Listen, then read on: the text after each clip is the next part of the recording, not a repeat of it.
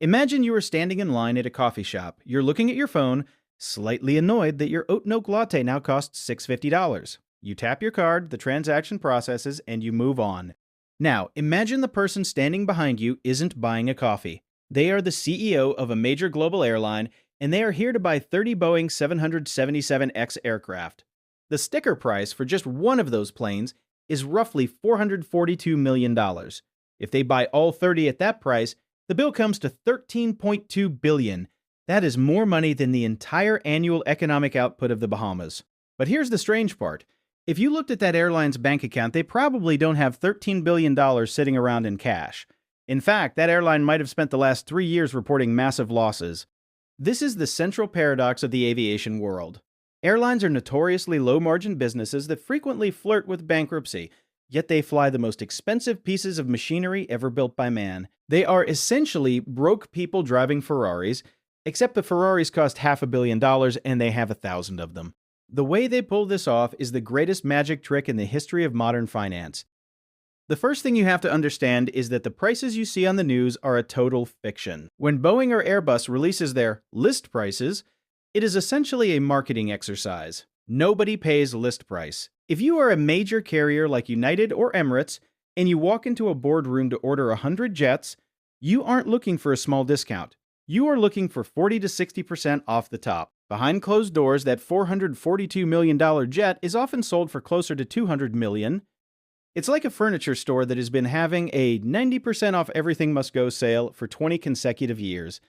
The high list price exists so that when the airline gets their massive discount, they can tell their shareholders they secured an incredible deal. But even at only $200 million, the math is still terrifying.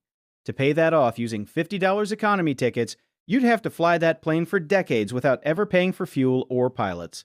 So the airlines stop acting like transportation companies and start acting like financial engineers. Most people assume that when they see Delta or Lufthansa painted on the side of a plane, that airline owns the jet. In reality, about half the planes you see at any given airport are rented. There is a shadow industry of companies you've likely never heard of. Names like AirCap, Air Lease Corp, and Avalon. These are the landlords of the sky. They don't fly passengers, they just buy planes in massive quantities and rent them back to the airlines. This is known as an operating lease.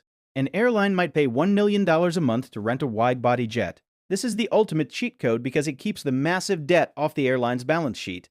If they don't want the plane anymore after 10 years, they don't have to worry about how to sell a used high-mileage jet on the secondhand market. They just hand the keys back to the landlord and walk away. Sometimes an airline does buy a plane with its own cash only to immediately regret it because they realize they need that cash to pay their staff or buy fuel. This is where they play the sale and leaseback card. Imagine you buy a house for $500,000 in cash. The moment you move in, you sell that house to an investor for $500,000 on the condition that they immediately lease it back to you. You get your $500,000 back to spend on other things, and you still get to live in the house. You've essentially turned a frozen asset, a giant hunk of metal, back into liquid cash that you can use to survive a bad fiscal quarter. During the 2020 pandemic, this was the only reason many airlines didn't vanish overnight. For the planes they actually want to own, airlines turn to Wall Street. They use a specific financial instrument called an Enhanced Equipment Trust Certificate, or EETC. This sounds like a boring accounting term, but it's actually a brilliant bit of legal maneuvering. The airline creates a trust that issues bonds to investors.